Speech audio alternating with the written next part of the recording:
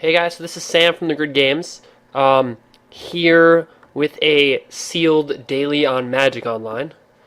So we don't have any lands. I see we have a Chimera Murder King as one of our rares. It's not super exciting. Let's see what else we got. So we have a Nylea. That's excellent. Chimera, again, fine in black-red, like Minotaurs, but not great besides that. Prognosis Sphinx, incredible. Eidolon of Countless Battles is just a bomb in this format. Arbor of the Ideal is good, and Perplexing Chimera is playable. So we really want to play blue. Nylea's fine. Eidolon is good enough just to like be our white all by itself, but I see that we also have some other good white. So we have Archetype of Courage, Divine Verdict.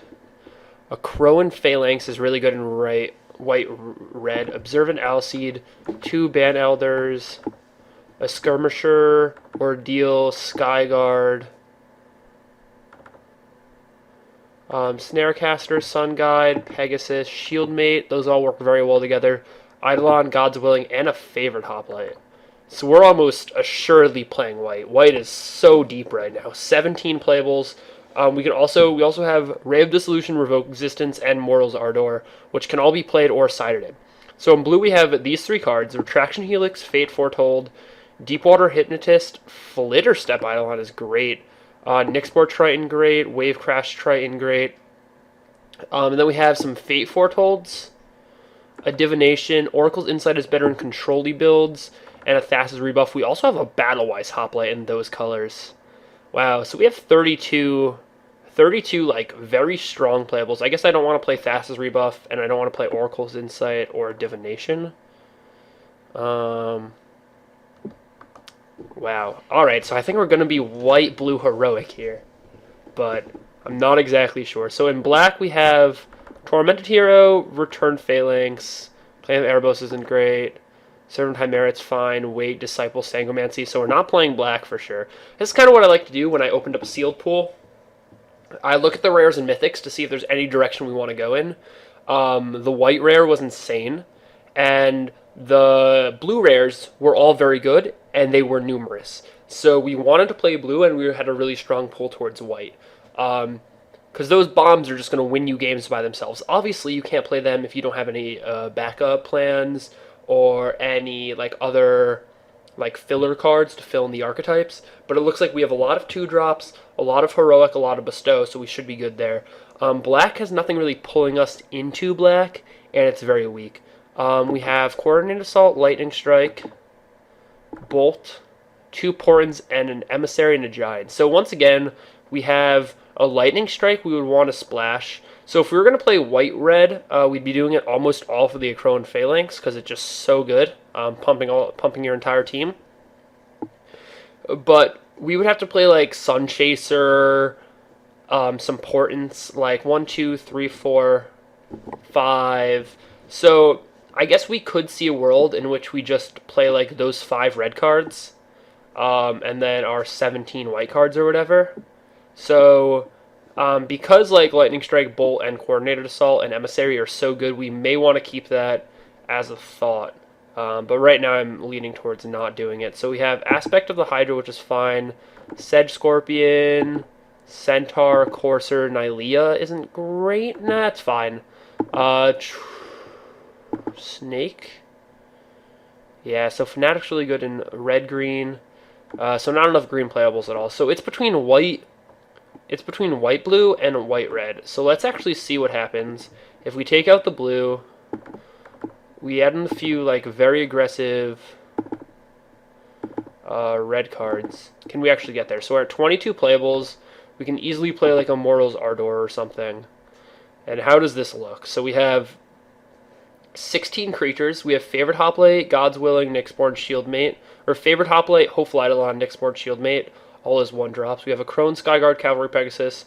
So we have 4 2-drops with an Ordeal and a Lightning Strike. Bolt of Kranos is a little tricky with Archetype and Eidolon, but it's fine. And then we have all the other 4. So we have 6 really good 3-drops. Emissary, a Crone Phalanx, Divine Verdict. This deck is very, very good. We're almost assuredly playing white because it's just our best and deepest color. So let's see what happens if we play blue. So Prognostic Sphinx, Whirlitous Helix, Voyage's End, Triton, Flitterstep Eidolon, Deepwater Hypnotist. So we get a lot more 2-drops. We don't have the 2 removal spells, obviously. Yeah, this actually... Okay, so we won't be playing a Crone Phalanx. Won't play Mortals, Ardor, probably.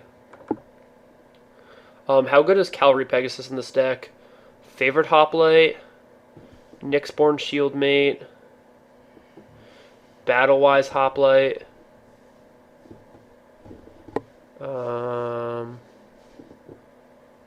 Elite Skirmisher, and Archetype of Courage. Yeah, so Cavalry Pegasus is very good. This could just be a 16-lander. So Arbiter is very good, but costs 6 mana. And another thing, where you're playing the Sphinx, why aren't you playing the Arbiter? Because I really want to play like 16 lands, probably. So then the other issue is, do we want to play Divine Verdict? Or do we just want to cut it for like an Arbiter and just be extraordinarily aggressive? Or cut it for an Oracle's Insight? Something like that we could always do. So we have 1, 2, 3 heroic creatures. Am I right? Yeah, no, 4.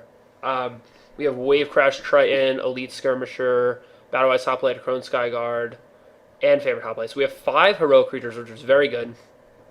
We have 1, 2, 3, 4, 5, 6, 7, 8, 9. We have 9 ways to trigger them. So we could actually cut a Divine Verdict for like a Fate Foretold. That wouldn't be the worst. Just like drawing us extra gas, drawing us extra cards. Prognostic Sphinx just seems very good as like a 3/5 flyer that's going to fix all of our draws. We could also just cut both of them. We could cut Divine Verdict and Prognostic Sphinx for 2 Fate Foretolds. Very safely play 16 lands. And just try to tempo everybody out. Wow. So whatever deck we play, I think we're going to have a very good deck. So the advantage here is that blue... So the reason we would play red is because we get to play a Crone Phalanx, and then we get to play Coordinated, or we get to play Lightning Strike and Bolt, right? Bolt's going to be very hard to cast on a splash. And we have 2 removal spells in blue, Retraction Helix and Voyage's End. I mean, they're basically removal spells. And we also get Flitterstep Eidolon, which is fantastic, and a bomb like Prognostic Sphinx or whatever. So I think we're set into blue-white, although that could be wrong. We also it also gives us access to 3 more 2-drops, which I think this deck is really going to want. We just want to get in there with all of our 2-drops.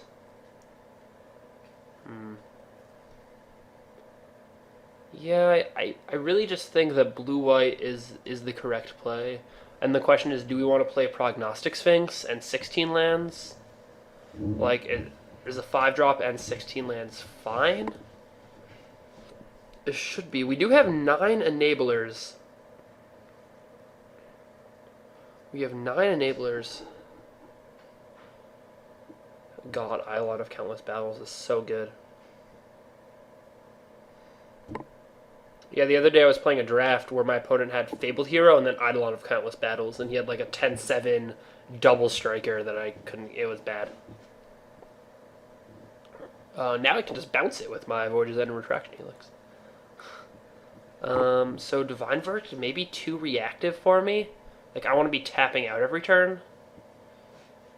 Is that true? And then I can bring it in if I'm, like, on the draw against some deck. So I don't have a lot of ways to push through damage. I have Retraction Helix, Voyage's End. I don't have a lot of pump spells, so Mortal's Ardor could just be a good pump spell. Fate Foretold is also just going to draw us more gas. And give us something else to do on the second turn with our Favorite Hoplite. So if we go Favorite Hoplite turn 1, we want something to do with it turn 2. Yeah, I think that's actually correct. Just cut Divine Verdict. So now it's whether we want to play Prognostic Sphinx or not. I guess we could also play Perplexing Chimera in that same spot.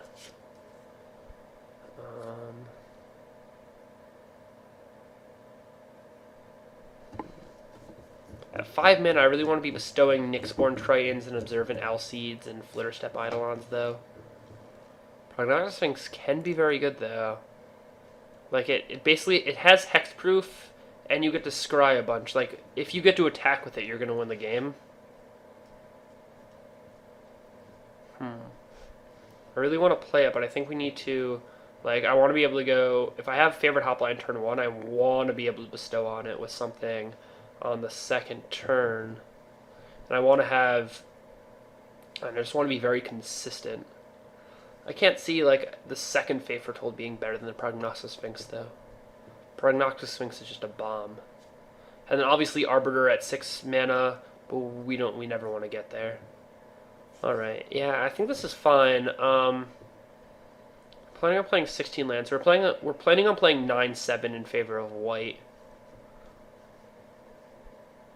I mean, this deck looks very good to be, for sure. I mean, this was one of the easier sealed pools like I've had to build in a while, just because like white was so strong and blue had all the power, and white just had an infinite playable. So we knew we were playing white. And so then we just had to count out the other colors. Green-white isn't very good, and all it had was like the Nessian Courser, the Sedge Scorpion, and the Swordwise Centaur. So those 3 cards are not worth like splashing for in the white deck. Besides, the blue creatures are just a lot better, and then I'd have to play a bunch of bad white cards. Black had nothing, and red had a little bit, but it wasn't enough. I mean, even the Acroan Phalanx, even the addition of that, like I'd probably take Prognostic Sphinx over it. So, I mean, I think this is the right way to go here. I think Blue-White Heroic is going to be the way to go. This deck does look very good. I wish we had, like, a Dauntless Onslaught or some pump spells or something. We should just be able to make huge Acro and Skyguard's favorite hoplites and get in there. Yeah, so I'm pretty sure we're playing 9-7. We're not playing 10-6, that's for sure. So I think we're just playing 9-7. I mean, we could, like, cut a Ban Elder. Would that be what we cut? Or would we cut, like, a Snarecaster? No. Yeah, we'd cut, like, a Ban Elder or a Deepwater Hypnotist and play 17 lands, but that's just not worth it. Like, these cards are very good by themselves, and then if we flood out, we have stuff to do with them later. Yeah, I think that's the way we want to go. Alright, so we're going to submit this, and I will see you guys for round 1.